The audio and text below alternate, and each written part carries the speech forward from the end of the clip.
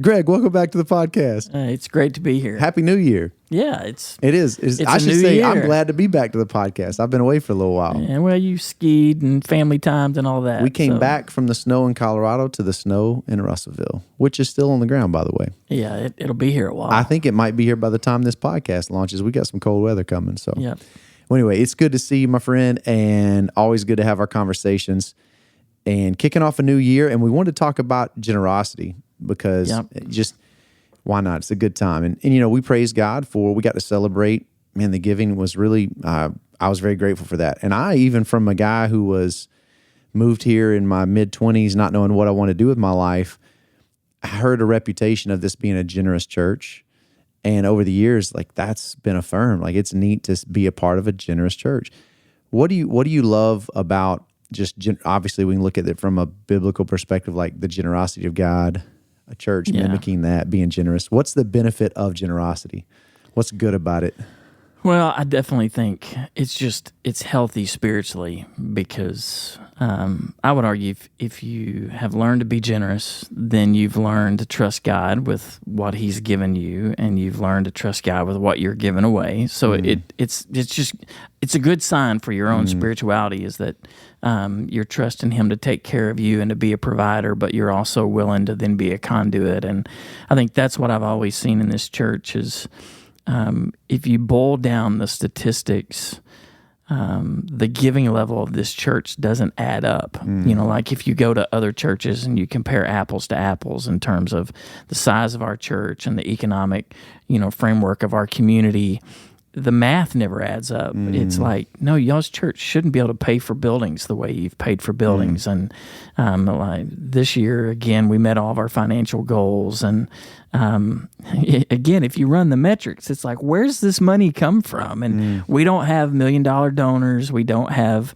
I know I've got good friends in Northwest Arkansas. Well, they might have a member of Walmart sitting out in their, Walmart's executive board. They do or have something. $1 million givers. They have $1 million givers. We don't have any of that, and yet God always comes through. And I think it's become a legacy of this church. And again, I think it's because older members, but newer members even buy into the idea that everything we have is a gift from God. And so we shouldn't be afraid to give some away because if He's given us this, He'll give us more when we need it. He meets our needs. He takes care of us. And so I think there is a real comfortable level in our congregation of being conduits of God's goodness and grace. And, again, that's an outflow of generosity. And, there's all kinds of testimonies in our church about not being able to outgive God. He's good like that. And people have learned to trust that. And every year it seems like, even though the narrative is different, I've been here long enough, there are years where I don't think we're never going to get there. And then it happens in extraordinary ways. And then there's years kind of like this year where by the first week of December, it's like, I think we're really good, and then even then, money just continued to come in, and it allows us to then look at some things and give a little bit more to like the cooperative program or to Lottie Moon and some of these things, and it's just it's so reaffirming about how big God is. I do love that. And what is the passage? Is it Malachi? You have to help me with this, Pastor. But the people are like, God's like, you're robbing from me. And they're like, Malachi. How are we robbing from you? And He says, in tithes and offerings. Yeah. And I do think I've heard the stat. We need Larry on this one. You may know, but like the average percentage of any church, like what is the percentage of people that actually like would be generous and give a portion of their income back to the church? Yeah. Do you know? It's a low percentage. It is a low percentage. Well, and I know some of the numbers in terms of like, again, I think the average church member tips, it's like 2.3%. Okay. The average church member gives 2.3% of their income, which is not a tithe. I call it a tip because how many actual giving units there are, I do think the numbers are pretty healthy in that 85% of evangelicals, you could say, I think give something to the church. But the average gift is 2.3%. Yeah. And that's the really troublesome number, because I remember when I moved here, I was just out of college. I started growing really as a Christian in college. And when I got a job, moved home, and I would set aside, no one ever talked to me about tithing. So I knew like that was a thing. So it's like, I would just set aside some money to have like for friends that were going on a mission trip or something. And then I moved here, and you could have been one of these men in my life, but like I had two different people sit down with me, and like they didn't know these, they just told me, hey, don't question it, just tithe 10% off the top. Don't even make it complicated. Just give it to God and don't ever look back. And I was like, all right. I mean, no one had ever challenged me on that. Yeah. And so it's interesting that was shared with me from people in this church, because that's part of who we are. And it's neat to, that was 20 years ago. And so it's neat to see how God has blessed us. I remember when the building campaign came in, the experts, and they were going to share like, this is how you need to, and then they came back to us like, you know what? Like normally we do all this, but I think y'all are different. And so like what you're saying is true. And I think God blesses generosity. Well, you mentioned something that, sorry, Arlo, I bumped that camera a little bit. My bad. We good? So, well, I know you mentioned the cooperative program, and I know that that's something that may be familiar to some and unfamiliar with others. But it is really neat when, as Southern Baptists, look, we have our flaws, as does every denomination, but we also have our things that we do really well. And I feel like us being generous together is a fun thing. And certainly, I know you mentioned this prior to this podcast, like, hey, let's talk about this, because you're right. I think, would you mind speaking to that and just what is that? What is the benefit of Southern Baptist churches coming together and all kind of pulling in some money? Yeah. What are some things you've seen God do through that generosity? Well, and it's a big conversation if we want to put it all out there. And I think, it's the fun thing to have this conversation today, in that I know, churches get bad raps, pastors get bad raps. They're always asking for money. I feel like I ask for money less than about any pastor I know of. And part of it, our church is a generous church. And even today, we're having this conversation after we met all of our financial goals. We don't need money. That's not what we're doing here today. In fact, it's a celebration. Right? It really is a celebration. Really is. And I think as a part of that, it's helpful for us to slow down every once in a while and talk about some of these terms that we may drop out there, but there's probably people in our church, certainly if you did not grow up Southern Baptist and you've been in our church, you may not know what the cooperative program is or how it all works. And so, maybe setting aside what our church does, and I want to get to that a little bit, but just in terms of, what is the cooperative program, from a big picture perspective and even from a biblical perspective, lots of different models of giving. If you look at Paul and his missionary journeys, it was clear that Paul had multiple churches contributing to him and supporting him in what he did. It's also clear, hey, share it all. There was a period where he was bivocational. He was clearly a tent maker while he was doing mission work. He was also still being financially supported by some other churches. There's times where he took up an offering for a region that was really afflicted with famine and problems, and multiple churches contributed to that offering, and then he took it and delivered it. So there is a model for cooperative giving in the New Testament.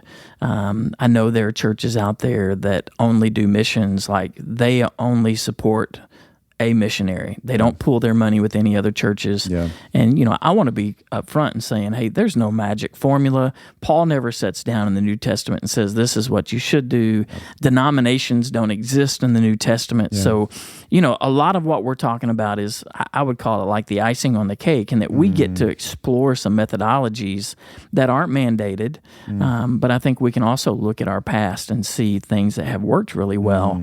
And the cooperative program is one of those things that works well. And it is a cooperative way of giving in that every church in the Southern Baptist denomination is encouraged to give a portion of money to what we call the cooperative program. And the cooperative program is an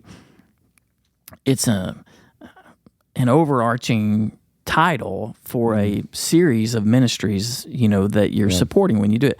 Lottie Moon, really not Lottie Moon, but the International Mission Board is under that umbrella. Send Relief, North American Mission Board, at least, I believe at this time, 4 or 5 seminaries. I know Southern seminaries, Southwestern, Southeastern, Midwestern, New Orleans. And then the one in L.A., and right? Golden. It's not Golden Gate anymore. It's been renamed. Brad can help us with that. Gateway, I think. There you go. I think that's all it. those are SBC seminaries. They all get some of that funding as well. A little bit goes to the executive committee or whatever, which is kind of the overall organization. But so when you give to the cooperative program, you're giving to those entities. But there's even another layer than that. Like when we give to the cooperative program, we don't send a check to the national CP. We send our check through the state convention. Okay, so this is where you get into a lot of detail, but I might as well share. That's what we're doing here. We send and our church annually we give a percentage of our budget, which is somewhere around 14.5%. Just that's what we plan to give. And then when we exceed, we give a portion of that too. We give that to the cooperative program. And when we do that, we send that check to the state convention. We give on a quarterly basis or maybe monthly at this point. And then we obviously have a lot of money come in at the end of the year, and we give a percentage of that as well. We send it down there, and a portion of that check, about 50%, is the easy way to say it, goes to supporting state entities, which would include Ouachita Baptist, Williams Baptist, Arkansas Children and Family Ministries. Well, what am I forgetting? There's other things. Our own Southern Disaster Relief, is that under, or is that under the national? There is some funding for DR that comes out of the state convention's money, so the state convention is in there as well. I'm trying to think. Siloam is a part of that. Siloam Church Camp, the Baptist camps. And so that structure is there. And so the state convention distributes like 50% of that to state convention entities, including some of our own DR work and the different things like that. And then the other half gets sent to the national CP and kind of doled out by percentage too. So whatever we give, a portion of it stays in the state, a portion of it goes out. And from that, there's a percentage formula. Like our international missions gets the biggest formula. NAM gets a percentage, and on down from there. Now, we have all kinds of opportunities during the year to give targeted gifts to all these different entities. Like we'll do Dixie Jackson missions offering. Well, Dixie Jackson is a state missions offering that goes to state entities and is used to do block parties and mission work in Arkansas. Annie Armstrong is a national missions offering, and it funds send relief work in the United States. It funds North American Mission Board work inside the United States. And of course, they do. Our church planners in San Diego, for example, are funded through the North American Mission Board and the Annie Armstrong offering and other CP receipts. And then we have at the end of the year, we do Lottie Moon. Lottie Moon is the annual Christmas offering for the International Mission Board. And, the great thing, when you give to CP, monies get distributed to those entities. When you give directly to, like, the Lottie Moon Christmas offering, it goes straight to the International Mission Board. And it also is given directly to missions work. It doesn't fund executive stuff. It doesn't fund admin. The CP pays for admin. And so when you give a gift over and above that and designate to an entity, you're sure none of it's going to admin, which I think is pertinent. Like for right now, if someone wants to give to the fires, to the relief efforts in Los Angeles, you can give through Send Relief, and all that money goes directly to the field to help people. And knowing that SBC entities are always sharing the gospel wherever they go. So you're doing physical ministry, but you're also doing spiritual ministry. But none of that money is tied up in administration. I don't want to ever talk negatively about other entities doing good stuff, but like, for example, Samaritan's Purse, Red Cross, a portion of any gift given to them is always pulled out to go to administration. But if you go online right now and you target money to Send Relief, fire relief, all that money goes directly to the work that's on the ground because the cooperative program is taking care of admin.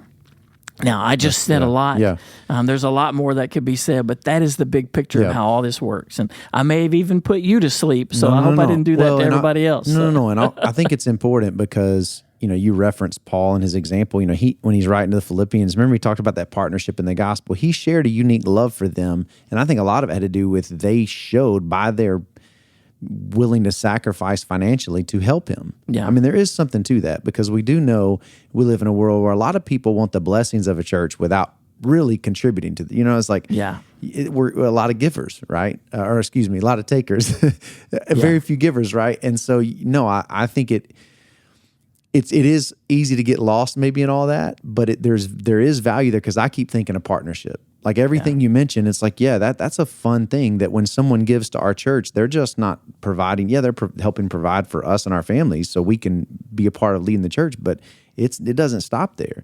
Yeah. Like this thing goes to statewide, nationwide, and worldwide, that if people are giving money to FBC, I think it's kind of cool that we're contributing to ministries literally around the globe. That's fun. The easiest way to look at it is you can take our church budget, and any member can get a copy of the budget, and you can see every single line that we're funding.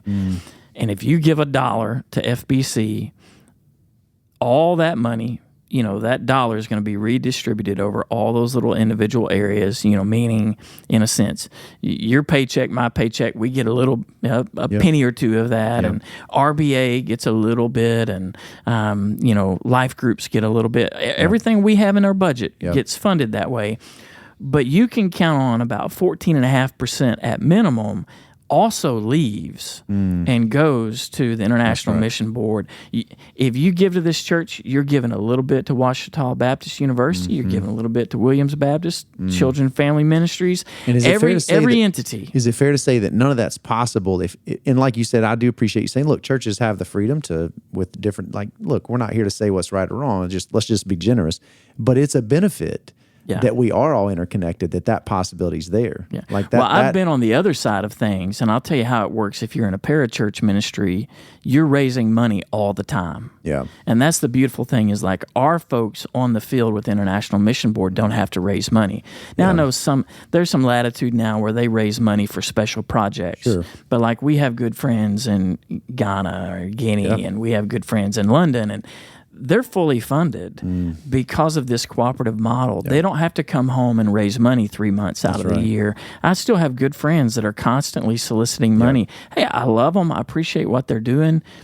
But man, the cooperative program is a whole lot better way to do this. I remember when God was kind of helping me learn about the Journeyman Project, which is where someone, shortly out of college, between, I don't know, the ages of 22 and whatever the cutoff is then and now, but I remember that was one of the nice things, is like, hey, you're a part of a Southern Baptist church. Here's one of the blessings. Like, we're just going to send you. Matter of fact, we're going to pay. It's not much, but you're going to get a little paycheck once a month, and we're going to provide for your housing. And I was like, okay. So it was nice as a young person feeling like God was calling me over to the mission field to have, I knew that was a piece of the pie that can often be a hurdle for some people and even keep them from going. That was a real blessing, that it's like, hey, let's just take that out and we're good. If you get green lighted, that's one piece of the pie you don't have to worry about. Yeah. That was even for a You drew a salary, you had what you needed to do ministry. Yeah. And any member of our church over the last 30 years helped make that happen. That's right. And that's awesome. And that's true. That does not happen if people aren't contributing together. And I'm conveniently actually wearing my Gen Sin. I didn't even plan that, right? That was just kind of fun. Because that's the project that college students can go be a part of. And yes, they do pay a small fee, but it's like NAM is contributing a lot to house them and feed them. These students get like a $800 voucher to eat for the summer. My son went to San Diego. That's great. Part of that experience. So it is really neat to celebrate what benefit like people get from that. I mean, both believers and non-believers. I think that's really fun because, as you said, your son was out there and he's, getting a membership to the rock climbing gym, trying to meet people through that. I mean, there's non-Christians that are being blessed by it as well. Yeah. Well, the largest mission sending agency in the world is the International Mission Board. How does that happen? It happens because, as a denomination, we pool our money and we give. And people get to go. Yeah. And so we're able to send more than any other entity because we collect our money together and pool it. And I ask you this because we're going to celebrate that. And I do think that is worth celebrating, that we're at a generous church. But speak to, the Justin who was 24. And I just didn't tithe, not because I was being disobedient. I just didn't know. So what would you say to those who maybe don't know? They haven't thought about that. They're really trying. I mean, really, now in fairness, I was around church, but I wouldn't say I was connected. So it was easy, I just didn't know. And so I appreciated coming here and having people challenge me like, hey, look, you need to be like, don't be disobedient in this area. What would you say to someone who is like, they wouldn't see themselves as someone who's lacking generosity, but yet they're not tithing to a church? How would you want to encourage them to consider being a part of this? Yeah, first and foremost, I'd say God doesn't need your money. I know you're going to hear appeals out there and everybody's soliciting for your money, but this is not a conversation to be had because God needs your money. Reality is you don't have any money unless God gives you some. So he's not depending on any of us to give him money. And I think I would always start with, first and foremost, folks need to understand that Jesus Christ died for the bride. The New Testament church is precious to God. Find a church. Get involved in a church. You get connected to a church, and then you can start having this conversation about generosity.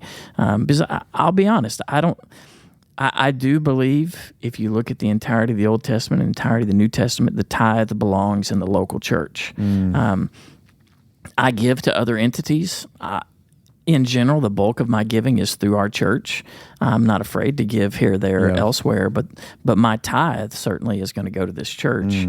And that's not because I'm the pastor of this church, but before I came to this church, my tithe went to whatever church I was involved in, and it always will. Even when wherever I go next, it'll be there because I believe the tithe belongs in the local church. So I would just encourage people, get involved in a local church. That is God's procedure for I think, discipleship, for spiritual growth, for fellowship of the body, all those things. You need the local church.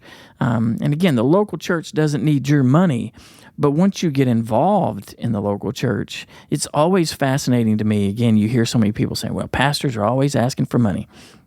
It's like, well, your kid's ball team's always asking for money. The PTA, they're always asking for money. The city is always asking for another tax, this tax, that, the county, the government, everybody's always asking for money because things cost money. So, you're probably going to hear some churches and some pastors ask for money.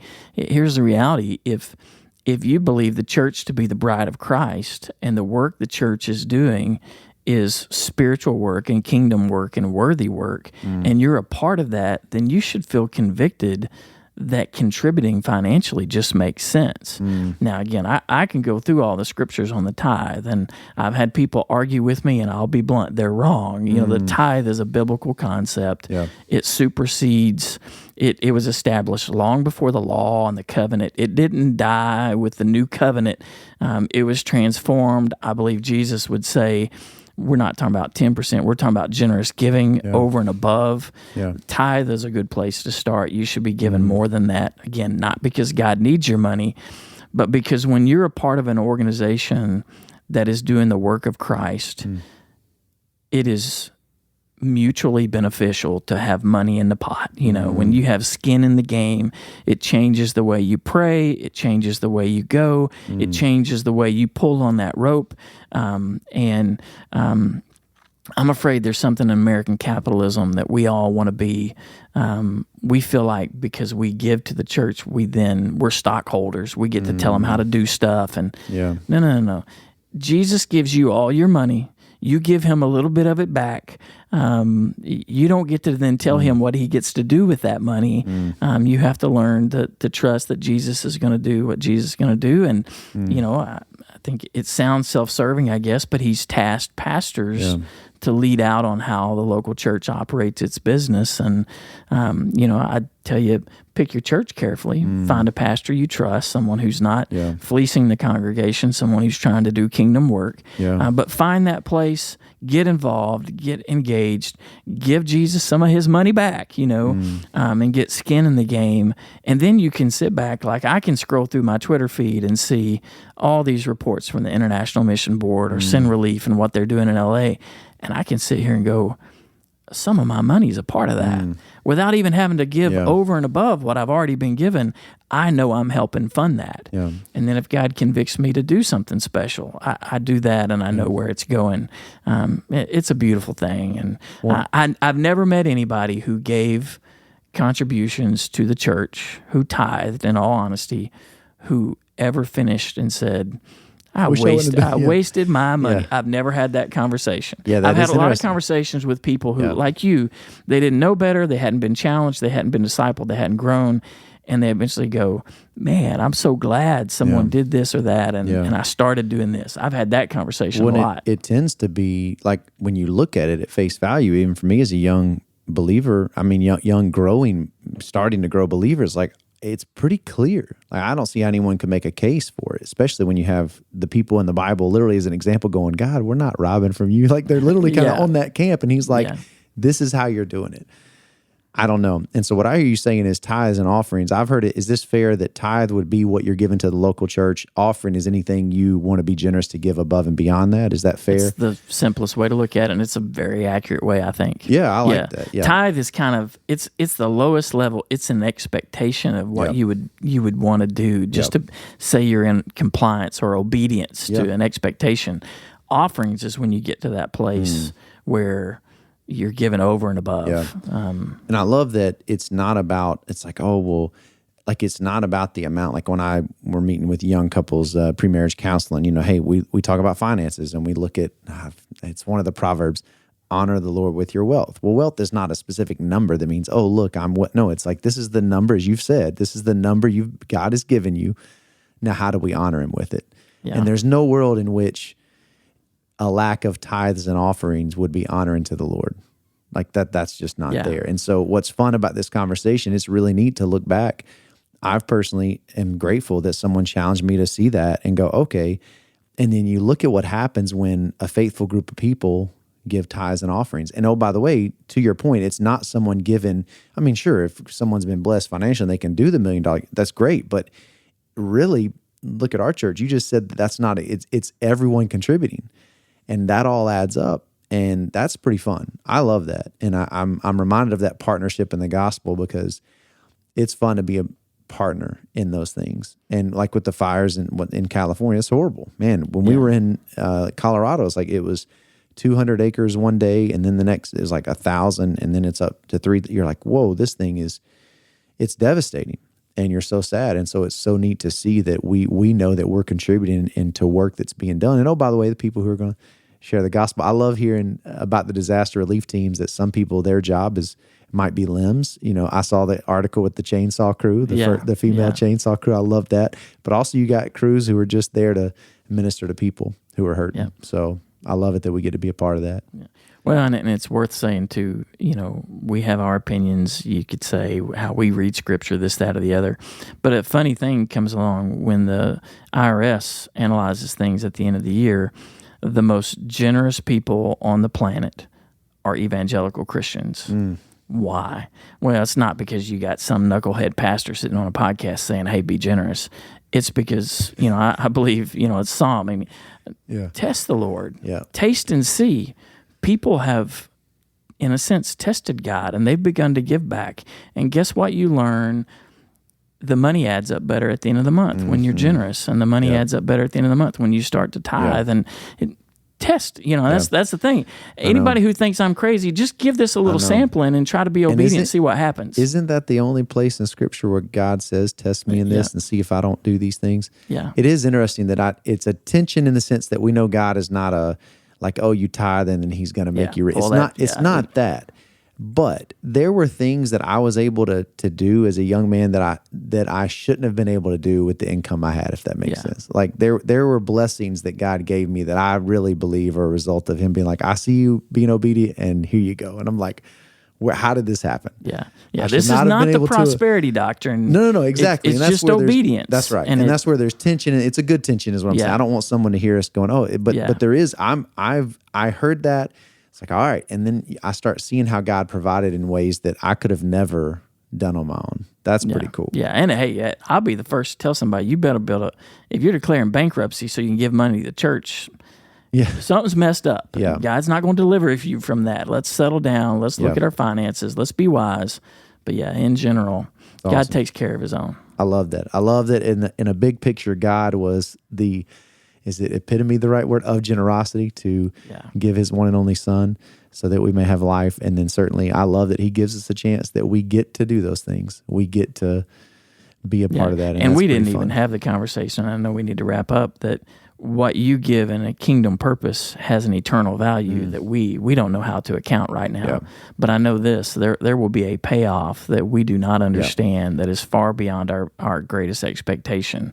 And that gives me great comfort too. It's not just a dollar given, but it's kingdom dollars, and it's going to be. Yeah, you've referenced throughout your series of heaven about the heavenly rewards. That would be fun. I'd love to do a podcast on that because I know there's a little mystery to that, but that is pretty neat. It's not just an investment in what's happening here and now. It's things that, in some way, shape, or form, there'll be a reward later. That's kind of cool.